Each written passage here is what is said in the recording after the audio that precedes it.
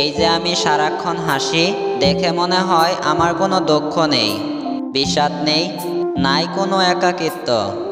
অথচ বুকের ভিতর আস্ত একটা নোনা জলের সমুদ্র।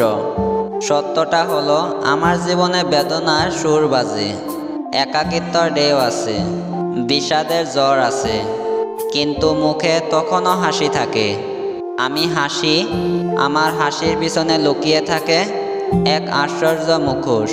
তাতে সুখের চেয়ে দুঃখের রং বেশি, তবুও এই মুখোশ আমার খুলতে ইচ্ছে হয় না। প্রশ্ন করতেই পারেন, তবে কি আমি দুঃখ নিয়ে বেঁচে আছি?